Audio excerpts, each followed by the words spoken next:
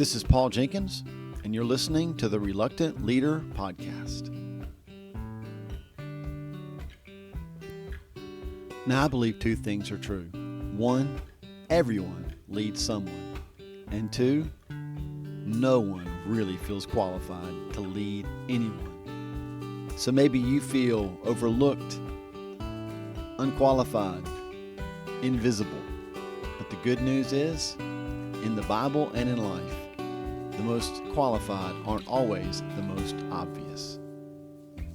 What if I told you that I know why you keep starting and stopping and starting and stopping things that you want to accomplish in your life, and it never seems like you get anywhere?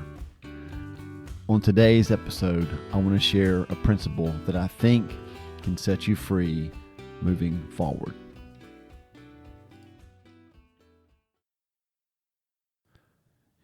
If you're a leader, I believe that this principle will really help you in the way that you lead your team, your organization, your church. But I think that it'll also help any of us as individuals as we're attempting to lead ourselves. And let's be honest, we've got to lead ourselves before we can lead others.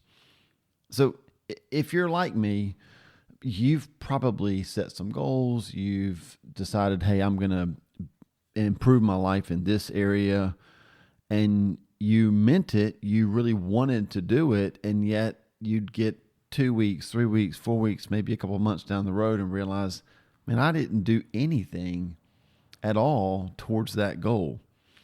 Sometimes we ask ourselves, like, why is that? Why is it so hard to do the hard things? And here's the principle that I want to share with you today, and I want to give you two takeaways that I think can help you and me to wrap our brains around this. Here's the principle. We'll never do consistently later what we're only doing occasionally now. We'll never do consistently later what we're only doing occasionally now. So Daniel 6 verse 10 is an interesting verse for me. I'm not going to read you the whole lead up to the verse, but there was some men that tried to convince the king to put a law in place for 30 days that would basically get Daniel arrested, because they knew that Daniel would pray even if the king said he couldn't pray. And so the king enacted the law for 30 days. And here's the verse that I want you to hear. Verse 10, it says this: "But when Daniel learned that the law had been signed, he went home and knelt down as usual in his upstairs room, with its windows open toward Jerusalem. He prayed 3 times a day, just as he had always done, giving thanks to his God." Now remember our principle that we just talked about. We'll never do consistently later what we're only doing occasionally now. Did you notice that the first thing Daniel did when he was persecuted was the same thing he'd always done when he wasn't?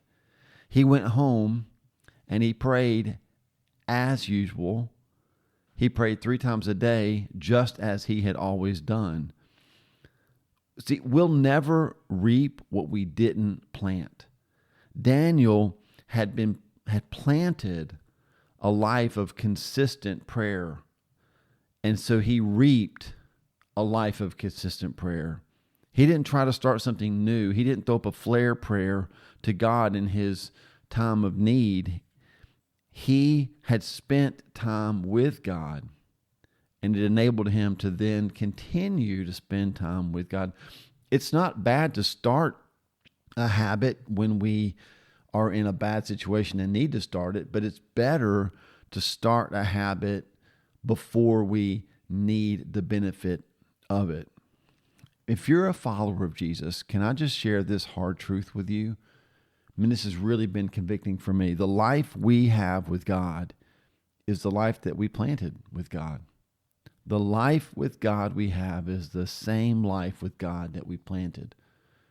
If you feel like you have an inconsistent relationship with Jesus, it's because you're probably inconsistent in the time you spend in that relationship. And here's why you are inconsistent. It's because, takeaway number 2, it's hard to stop doing what's easy. And it takes a lot of intentional effort and work to break out of what's become easy in our lives. And there's a lot of scriptures that we could point to that remind us that work is a godly thing, right? Haggai 2:4 says to be strong and work. Mark 13:34 said that each person had an assigned task. 1 Corinthians 15:58 says to stand firm and give yourself to the work. 2 Timothy 4:5 says to endure and to do the work of an evangelist. It's hard to stop doing what's easy.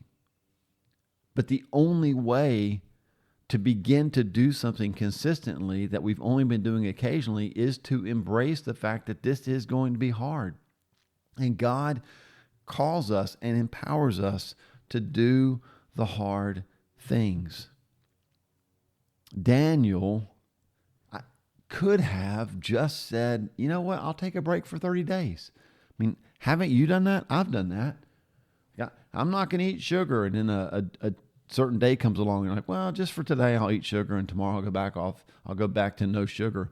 Daniel could have just said, I'm going to take 30 days and not pray. And then I'll go back on day 31 and start praying again. Sure, that's what he could have done, but he didn't. He didn't say, I'll take a month off and just pick up prayer and devotion to God after this little time of persecution has passed. What allowed Daniel to be consistent when it was hard is because he had been consistent when it wasn't. And I love all these verses I just gave you about how the gospel, it involves work and we have to do things that are sometimes not the easiest. The great news of the gospel is that you and I, we're not saving ourselves through our work. We're not accomplishing things in our own strength. Mark chapter 16, verse 20, literally says that as the disciples were doing the work, it says that the Lord worked with them and confirmed his word by the signs that accompanied it. So when you and I go out and do the work, and let me just remind you, we do the work in the power of the Holy Spirit. Romans says that the same Spirit that raised Christ from the dead is giving life to our bodies. That same Spirit is giving us the power to go and do the things that he's calling us to do. You and I, we can't willpower our way into new habits, especially when it comes to spiritual habits. We might be able to willpower ourselves into eating less sweets or getting up and going for a walk, making ourselves mobile when we've been a couch potato. We might be able to willpower our way into some of that. But when it comes to spiritual disciplines, y'all, this isn't on us. This is us working in the power of the Holy Spirit. And I'm so thankful for that. My prayer for you, my prayer for me is that even in our leadership of ourselves first and then of others second, we would, one, not be afraid to do the hard work, and two, not be so stubborn that we think we can do it in our own strength. But would you today ask the Holy Spirit to empower you to begin to do the hard work of the gospel? And here's what I know. As we begin to do the work, he will take us to a new level, just like a rocket burning all that fuel and all that energy, not only to get high enough to orbit, but also to be fast enough to stay in orbit. As we do the hard work in his strength, allowing Jesus to work through us as we work for him, as we do that, you know what's going to happen? We're going to achieve a new level, y'all. And the Holy Spirit is going to help us stay consistent at that level. So get to it, y'all. Get busy doing the hard thing. Make it a consistent part of your life now so that it'll be a consistent part of your life later. John 13:17 says, "Yet now that you know these things, now that we know the benefits of consistency and doing the hard things, now that we know these things, we'll be blessed if we do them." You got the power of the Holy Spirit. He's given you the strength you need. Set a time, set a place, get intentional, get consistent, and go do the hard thing that takes you to the next level.